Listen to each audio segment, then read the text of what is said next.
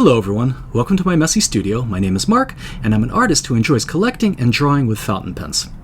In this video, we're going to review two cheap, chunky pens that have been creating a stir in the fountain pen community lately. The Jinhao 9019 and the Wingsun 630. I'm going to look at these pens closely, run them through my proprietary series of tests, draw with them extensively, and determine whether they'll be useful to those chosen few that use their pens exclusively for drawing.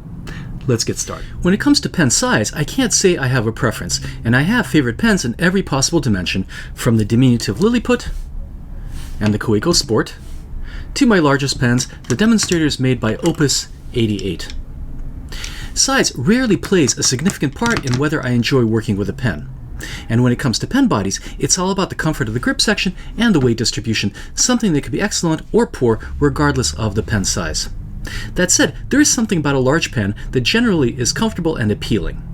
Perhaps it's purely psychological, but a large pen feels more secure in the hand, particularly if it has a bit of weight to it, and that feeling that it's not going anywhere leads you to grip more gently, leading to less hand strain over time. Then, the pen size also has a psychological effect on the drawing process. I find myself slowing down a little bit when using a big pen, perhaps because the movement of a large pen in the hand is exaggerated somewhat, and that slight slowing down usually benefits a drawing. But beyond the practical, let's face it, big pens are showy and fun. In short, though I think most of the advantages of big pens are purely psychological, and probably compensating for other deficiencies, they're super fun and fun to show off, which is why, despite my earnest vow to stop buying cheap pens, when I saw the frenzy around the 9019, I decided to scrape $10 together and get it. I was already the proud owner of the Jinhao X159 and liked that pen tremendously, until it broke on me. And so I was hoping that the 9019 would be a sturdier, better built alternative. Here is the lumbering behemoth, the Jinhao Dadao 9019. And here it is for scale, next to a Pilot Metropolitan.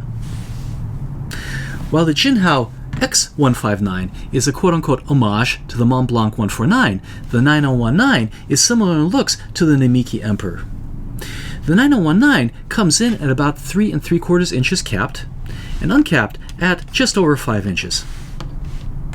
And I don't think anyone in their right mind will use this pen posted, but it does post securely, becoming a scepter-like 6.5 inches long. Such dimensions are actually not super large in terms of length, and my Opus 88 demonstrators are actually a little bit longer than this pen. However, where the size is exceptional is the girth of the grip section. The pen body itself is a whopping 3/4 inches wide, with a massive grip section that is not that much thinner, the thickest in my collection with the exception of the Moonman Q1, which, let's face it, is a novelty pen. Let's take a close look at the ergonomics. The pen is fairly light for its size, but not insubstantial, with a pleasant, slightly forward balance to it. The length is comfortable, extending just slightly past my knuckles, and the grip section is short, which forces your fingers onto the threads, but the threading is smooth and has a low profile, so it doesn't dig into the fingers. My main concern, and for now it's only a concern, is the width of the grip section. It's only a concern because I haven't used the pen yet for any length of time, but it could potentially become irritating to hold. I'm going to reserve judgment on this until I've spent a few hours using it. Like the Jinhao X159, this pen features a jumbo number 8 size nib which sits inside a housing unit that easily unscrews, and then the nib and feed pull out easily, making deep cleaning possible. Aesthetically, this is a nice development since the larger nib is proportional to the pen body and is handsome in appearance, but in practical terms, the larger size confers no advantages over a smaller one. And since this jumbo nib is an unusual size and shape, it can't be switched out with a different nib other than another number 8 made by Jinhao. That, to my mind, limits this pen's versatility. Let's look under the hood, where the good people of Jinhao have made another innovation, this beautiful jumbo converter with gold trimming, which holds twice as much ink as a regular converter. As someone that likes their ink capacity, this is a very nice, thoughtful, and welcome feature. It also demonstrates that the company is innovating and thinking about user experience. And overall, despite this being a $10 pen, the fit and finish is surprisingly decent. For example, the threading on the cap is smooth and stops with satisfying accuracy. And then, the threading on the inside of the section is also very smooth, slowing to a satisfying stop at the end. Though the fact that the threading is metal on plastic will certainly cause wear and tear over time. Everything is carefully finished, the cap ring is accurately fitted, and the printing on it is sharp and clear. And the clip is just the right degree of springy, if you care about those things. And of course, let's not forget the aesthetics, which is the reason most of you out there find this pen so appealing. The proportions and simplicity of this pen are visually pleasing, and the size will definitely be a conversation starter. Since I also have the very popular Jinhao X159, let's quickly compare the two. As you can see, the Dadao is slightly thicker, but both pens are approximately the same length, and really the only difference between them is the grip section, which on the Dadao is thicker and slightly more tapered. In terms of weight and balance, however, the pens are almost identical. The one possible advantage of the 9019 is that it's constructed out of fewer parts, at least the cap is, and is potentially more durable. The first X159 I bought fell apart on me, with the finial becoming unglued, revealing that the cap is actually made of 3 separate pieces. While this remains to be seen, my hope is that the 9019's simpler construction will make it the more durable option. Now let's get down to the brass tacks and test this pen using my series of tests, which evaluate the pen along 4 criteria: consistency, line variation, feedback, and wetness. In the interest of being consistent in the way I test my pens, this test will be the same as always, with one slight difference. In this test, and going forward, I'll be using Noodler's Lexington Gray to test every pen instead of my usual Noodler's Black. Why? Because Lexington Gray is transparent, allowing me to better see the wetness of the pen, while Noodler's Black is opaque and will look the same when the pen writes wet or dry. Lexington Gray shows up very light gray in dry writing pens and almost black in wet writing pens. Other than that, it performs as well as Noodler's Black, being a well-behaved ink that works well in all kinds of pens. Let's start with what I think is the most important test: consistency. This test determines if a pen will put down a line under any angle and at any speed. Failure to do so is a fatal flaw in a pen, no matter how great the ergonomics, build quality, and appearance. That said, issues of consistency are always caused by a flaw with a nib, a part that can in most cases be fixed or replaced. In this case, the pen was very dry and inconsistent when I first received it, caused by an issue that is common with Chinese nibs, tines that are too tightly pressed together. This is easily fixed by pulling the shoulders of the nib back slightly, which relaxes the tines and increases the ink flow. This hack should be done carefully, since too much pressure could lead to canyoning, a nib flaw where the tines are no longer parallel with each other. However, if done right, it will immediately make a pen write wetter. After this adjustment, the pen began to put down a very consistent line in all directions. In the line variation test, this pen went from a fine to a medium. Pretty nice line variation from a non-flex pen. Larger nibs do tend to be more bouncy since they have longer tines. That bounciness doesn't always translate to line variation, however, and often just gives a pleasant softness in the way the pen writes, like driving a Cadillac from the 80s with buttery soft suspension. It's not something I yearn for in a pen, but it's nice to have nonetheless. In reverse writing, this pen works well, but doesn't put down a line that's all that much thinner. As you can see from the Flex Cube, this pen does produce some line variation, not quite a semi-flex, sitting at around a 2.5 on the flex scale. Slightly more flexible than a standard number 6 steel Yovo nib. In the feedback test, this nib had a pleasant feedback to it. Again, these things are highly adjustable, and I can easily make this pen write smoother with a few passes on a micro mesh. In the wetness department, this pen falls right in the middle of the scale, the driest being, in my estimation, the Platinum Preppy, the wettest being the Noodler's Triple Tail, whose generous ebonite feed with very wide ink channels allow it to put down juicy, puddle-like lines. This pen has a nice balance of wetness, not too dry, something that would struggle on rougher paper, and not too wet, so you won't create puddles if hatch marks are too closely packed together. Test number 5 is the most crucial and takes the longest, which is to draw with a pen for a few hours and see how it performs. This is where some of the problems started to come to the forefront.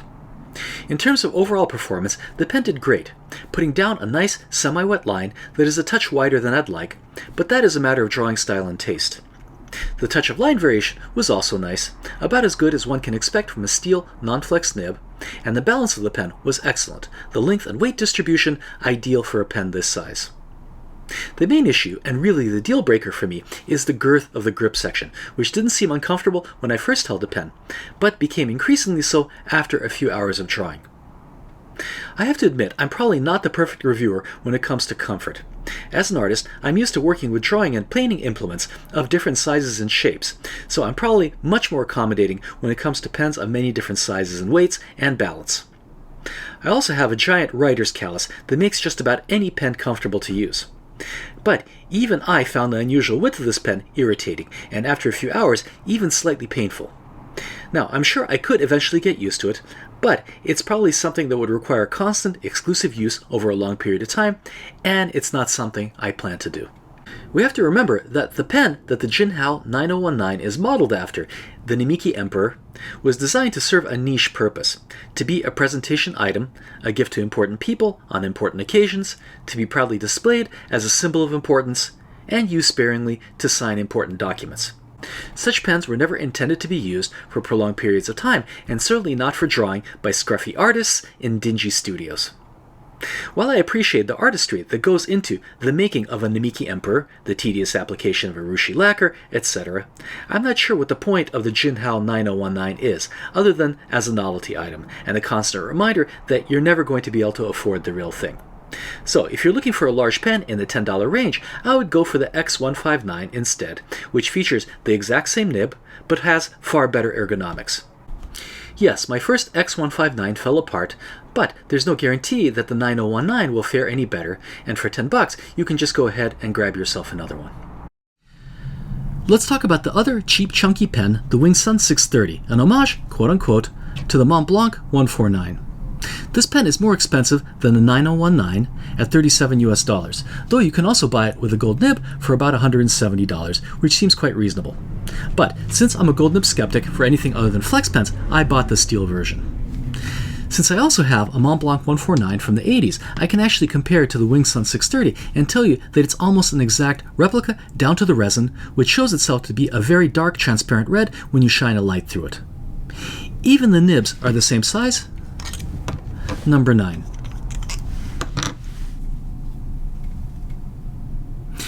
Really, the only difference, other than the obvious lack of emblem, is that while the Mont Blanc requires a special tool to remove the housing unit, the unit on the 630 simply screws out, a big plus in my opinion. In fact, if it wasn't for the lack of emblem, and the fact that Wingsun 630 is written on the cap band, and a slightly different cap design, I wouldn't be able to tell that this wasn't a 149. Perhaps the only thing that feels slightly different are the cap threads, which are just a little bit stickier on the 630, but that could be due to my Mont Blanc's age. For $38, the fit and finish on this pen is remarkable. Everything about it seems to be carefully constructed and finished, with rings in the cap and the barrel nicely polished and well set in the plastic, just as they are in the Mont Blanc. My poor Mont Blanc has a broken piston knob, so I can't compare the function of the piston mechanisms, but the one in the 630 is very smooth and precise. Again, this is a $38 pen, putting it in the same price range as a TWSBI Eco, and in terms of what you get for the pen body, that is very impressive. The pen's measurements are exactly like the Mont Blanc 149 in every respect, being a little over 5 3/4 inches capped and 5 1/4 inches uncapped. The pen posts securely, but becomes an unwieldy 6 1/2 inches long. Let's take a look at the ergonomics. This obviously is a large pen, but the length and balance on it, like the 149, are excellent. The grip section is wide and short, but the threads are shallow and smooth and won't be a bother if you place your fingers on them. Like the 9019, the pen is light, but still feels substantial in the hand. Unlike the 9019, the grip section here is closer to normal size, though still a bit of an outlier. Let's take this for a test drive and see how this one actually handles. This pen features a number 9 size nib, as I mentioned. Unfortunately, the nib widths are classified in a non-standard way, and I couldn't figure out which nib to order. And since the nib came unmarked, it's still not clear to me what I got, though based on the line width, this looks to be either a fine or a medium. The pen puts down a very consistent line in every direction and at every speed, which is a relief, because not only does this pen use a non-standard number 9 size that can't be replaced with anything else, but try as I might, I couldn't remove the nib from its housing. Perhaps it's removable and perhaps it's glued in. Either way, I couldn't do it. I should note that the pen arrived with a nib that was slightly misaligned, and I had to put the tie-ins back in place. This was not a tricky operation, but required a jeweler's loupe to get it exactly right. This is something that is not a criticism because such things happen even on extremely expensive pens. The fact is, everyone who uses fountain pens needs to have a jeweler's loupe and should know how to correct basic nib misalignments. In a line variation test, this nib performed similarly to the Jinhao, with perhaps a touch more flex. Again, something in the range of a standard number 6 Yovo nib. However, in reverse writing, this pen surprised me. In most cases, a nib will write just a touch finer in reverse, but here the difference in line width was significant, with the pen putting down an extra fine line. I would place this nib at about a 3 on the flex scale, so just short of being a soft nib like a Pilot Falcon. In the feedback department, this pen is about the same as the 9019 with a pleasant touch of feedback. By the way, I don't know about you guys, but for me, this is the least important of the categories, and it rarely plays a part in how much I enjoy a pen, and is something that is easily adjusted if I want the pen to go smoother. Thinking about it, it's almost like review filler, like how many turns it takes to open the cap, or the tightness of the clip. On the other hand, the wetness of the pen is important, especially for people that draw with them. And here the pen is significantly wetter than the 9019, putting down very wet lines. This might present a problem for certain drawing styles, particularly if you like putting down many layers of hatch, or are working on paper that isn't designed for aqueous media. For me, it's dependent on what I'm doing and what kind of paper I'm using, but generally I don't mind super wet pens, though they do force me to work a certain way. Let's take this pen out for a test drive and see how it functions in real life. While this is definitely a big, chunky pen, it's not an outlier in the girth of its grip section like the 9019, and I didn't find it at all uncomfortable. It's funny because the section on the 9019 is only a few millimeters wider than the 630, which goes to show that even slight differences in width and shape can make all the difference. The one thing that is surprising and unusual about this pen is its wetness. I found that the majority of Chinese pens, with the exception of the Hongdian Black Forest, write on the dry side. But this pen is a gusher, so much so that it threatened to strike through my multimedia paper that has decent resistance. Mont Blancs are not known for writing very wet, so I'm not sure why Wingsun decided to go in this direction. Since I tend to use pens with flexible nibs, which write very wet, the wetness of this pen is not an issue, but is something to be aware of, since you need to give the lines more time to dry and be careful not to smudge them as you're drawing. That said, if a pen doesn't have a flexible nib, there's no reason for it to be this wet, and for many people, I think it could be a source of irritation. Besides the wetness, there are a few additional caveats. While the piston filling mechanism gives the pen great ink capacity, a big plus for a pen that writes this wet, it makes the pen more difficult to fully clean without full disassembly. That requires a special tool, which is not provided with the pen but can be purchased inexpensively, unlike the disassembly tool for a Mont Blanc, which can be quite expensive. Even then, in my experience with piston filling mechanisms, is that they're not so easy to reinstall, and that's not a good idea to take them apart frequently. Some pen manufacturers make cleaning easier by having the grip section unscrew, allowing you to clean the ink reservoir from the front of the pen, but that's not the case here. The difficulty of cleaning is exacerbated by the fact that the nib, as far as I can tell, is not removable. This presents a significant problem for cleaning, since even with thorough flushing, ink residue can build up under the nib or clog the ink channel in the feed, which is difficult to remove without the ability to pull out the nib and feed and give everything a good scrubbing. In short, this pen will not be super easy to clean, and I don't recommend putting staining or waterproof ink in it. Despite the drawbacks, I think this pen is still a terrific value, featuring a very well-built body paired with a decent bouncy wet nib that is fun to draw with. While it's certainly not the most practical pen for an artist to buy, that prize probably going to the TWSBI Eco, it's not a bad option at all for those that are looking for a larger pen with good ink capacity. It's also useful for those considering buying a Mont Blanc 149, but either can't afford it or want to try it out to see how it fits in the hand first. So, to summarize, the Jinhao 9019, despite the recent hype, is too big for practical use, and unless you want to create a big impression, should be avoided. I would instead get the slightly more manageable X159, which features the exact same nib and better ergonomics. Yes, the 9019 has that very cool jumbo converter, but do you really need extra ink capacity on a dry writing non-flex pen? Not really. The Wingsun 630 is highly recommended, however, since the build quality is excellent, as is the nib. Just keep in mind that this is an unusually wet writer, so this is not a pen for those that enjoy the usually dry writing experience of many Chinese pens. In one of my earlier videos on inexpensive pens that I'll link to below, I generally advised not blowing your money on cheap pens and instead to look for options in the $50 to $100 range. And my now hypocritical advice still stands, since in that $50 to $100 range you start to find better nibs and better build quality. What can I say? New pens are fun to try and to review, and at this price range, hard to resist. I plan to assuage my guilt by giving these 2 pens away to my lovely students and hopefully get them hopelessly hooked on using fountain pens to draw. I hope you guys enjoyed my review, and if you did and haven't already subscribed, please do so and help my little channel grow. And of course, stay tuned to many more reviews of fountain pens and other art supplies, along with all kinds of drawing and painting instruction. Thanks so much for watching, and I hope to see you back in my messy studio soon. Bye for now.